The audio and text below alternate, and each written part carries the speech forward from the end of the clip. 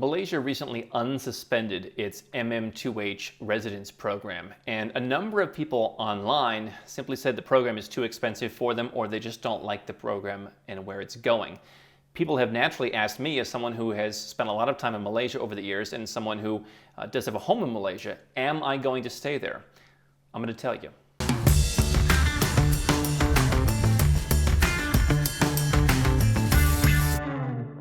Hi, I'm Andrew Henderson. This is Nomad Capitalist. We're the channel and we're the company that helps 7- and 8-figure entrepreneurs and investors legally go where you're treated best. And we've seen in the news recently stories, we've covered it right here as well, about how Malaysia's MM2H residence program, which was basically a glorified 10-year tourist visa, but very effective at allowing you to live in Malaysia for 10 years, not entirely dissimilar to Thailand's elite visa, but instead of making basically a donation or a fee payment to Thailand, what Malaysia required was that you prove some income, that you can support yourself to their standards, and that you put some money in the local bank. Now, obviously, interest rates have gone down everywhere in the world, and so now interest rates are about 1% in the Malaysian ringgit.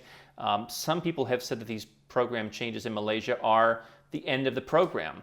One MM2H agent that was interviewed said, "I don't have a single client who will qualify under the new rules," which dramatically raised the income requirement, raised the bank deposit requirement, and imposed a 90-day minimum stay. Some people who are upset have even said that I'm somehow the spokesperson for Malaysia, and that they really want to know, why am I defending Malaysia? Today I want to talk about my own personal experience, and I want to talk about what I think are the experiences of some other people. Obviously, there's a lot of commentary out there. Some people are upset. Some people feel that Malaysia will no longer be available to them.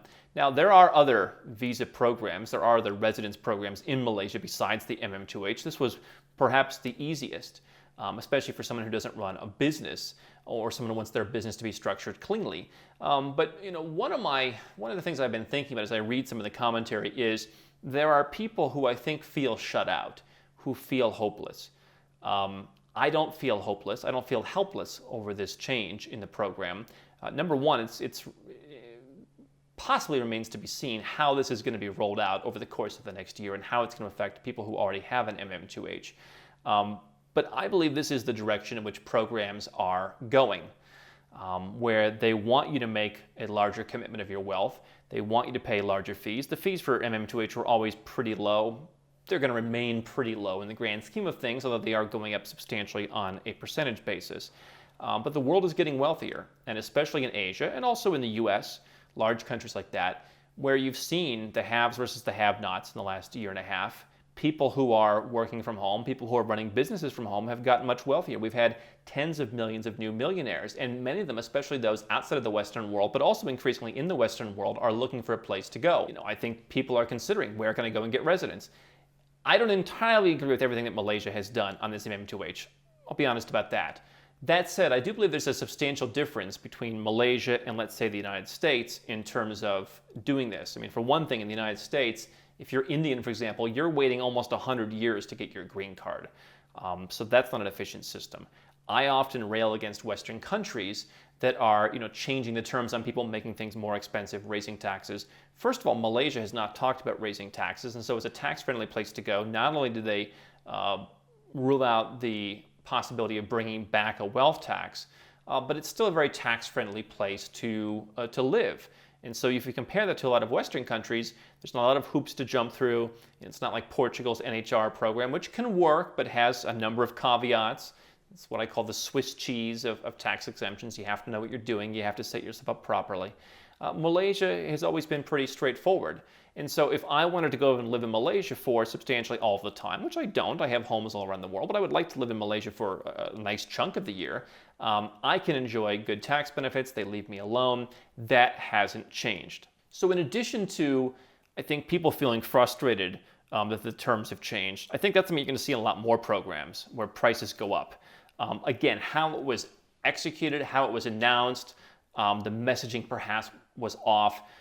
What I also think is important noting is people have commented that, if you're MM2H, you couldn't have returned. I was in Malaysia from mid-March. I came back from Myanmar up until early October of 2020. I've not been back since. I've not tried to go back since. The process of going back would have involved me emailing and getting some permissions, and I just said, I've got other places where I'm going, I'm setting up other bases, I'm opening offices, I'm doing a lot of things, expanding into Dubai, and I don't have to go back. Plus, I'm renovating a property that isn't ready yet. But I was treated pretty well when I was in Malaysia. We had a lockdown for a handful of weeks in March and part of April. Then things pretty much opened up. Even during the lockdown, when you would walk around and you would go to get groceries, things like that, I found it pretty pleasant. I've always found the Malaysian government pretty pleasant, even when you went down to the MM2H office, which used to be at the Ministry of Tourism. In terms of government workers, they were some of the nicest people that you would deal with, and the processes really weren't that difficult. There was some running around to do. You have to know what you're doing, but it wasn't like intentionally bureaucratic like a lot of Latin American countries. And so on top of that, people say, well, why didn't you go back then? I was eligible to go back. There was a list at one point, it was 23 countries of people who just really had a hard time getting back in. I don't believe that I was on that list in terms of my citizenship, and I believe why I wasn't checking every day. There were a number of times I checked, and yes, you can go back, file this form, do it this way, do it that way. You can go back. So there are reports of certain people who just couldn't get back into Malaysia. There were a handful of nationalities that were subject to that, but that didn't apply to me, and that's the benefit of having perhaps a smaller passport where the pandemic was not out of control. I was always treated very well. And so I like the people in Malaysia to the extent that I would ever want to spend a substantial amount of time there. I like the tax policy. The weather is nice. I think Asia, while somewhat closed right now, is the future. And so, my perspective on MM2H and my decision going forward is that while I'm always looking for, other places where I can spend time, do business, etc. Malaysia will always have a very important place in my life. I'm going to continue to spend time in Malaysia. Right now, I've got a lot of other things going on. But Malaysia the trend, it sounds like, is, going back to, being open, hopefully in the near future. Asia is certainly a place where, as I've said, there's a certain benevolent king mentality. And so, if you don't like that, then Asia is perhaps not the place for you. In terms of the MM2H requirements, to the extent that I will, the future need to upgrade, I don't mind. I'm in crypto, I'm in stocks, I'm in all kinds of different asset classes. I don't mind, and I like keeping money in cash. I don't mind having some percentage of my net worth in cash, even if it's 1%. There's benefits for that. If you're in my line of work, if you're just a hobbyist of collecting residences and citizenships, having bank accounts with decent balances is a good thing. And so if that was the bank account that you used and you had some kind of home in Malaysia, that could be a good, portfolio to have, that when you go out and get a residence or citizenship, you show you have some money. And that's been one of the things that's been a real issue for us this year that we've been helping people work through, is people who come to us who have, $6,000 in their checking account and the income just stays in their business, and it's hard to prove that they have income and they have wealth for residence and citizenship programs. So I don't mind bumping up the deposit in the banks. I think Malaysian banks, generally it's regarded, are pretty strong. You've got some really world-class banks there. I have a great relationship with a couple of my bankers there. And so I don't really mind parking the cash. I believe in diversification. I don't mind spending 90 days there. That's one of the other new requirements. I'm happy to do that. I would do that anyway. Do I think it's the right thing for the program? I like the idea that it was a back pocket option. I think for some people, I had a friend who was always about to go and do it and never did it, and now he's not going to be eligible.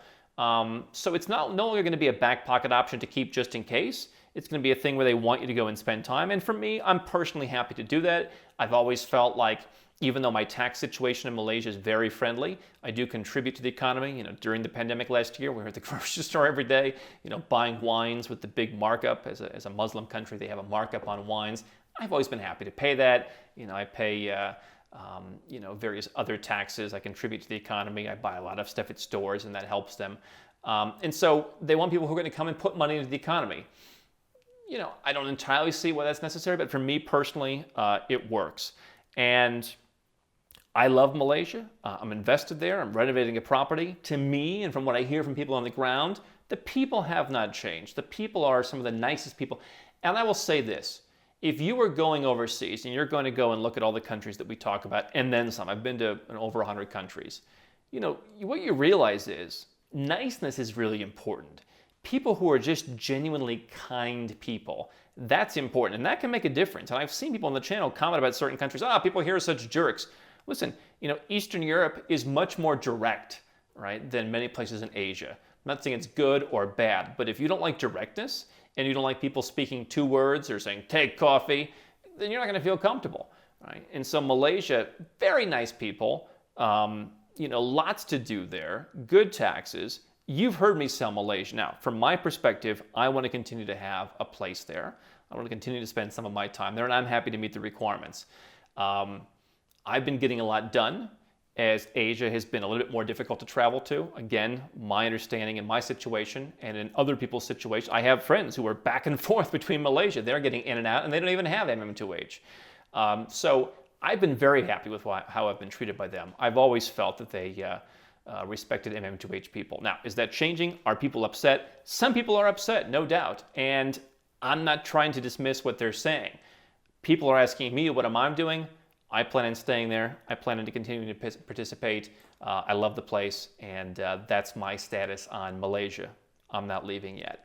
Don't stop now. We've got well over 1,000 more videos here on YouTube for you to watch and learn how to go where you're treated best. And if you want to work with Nomad Capitalist personally, go to nomadcapitalist.com/apply, learn about our unique, tried and true process, garnered over years of experience, and learn how you can become our client.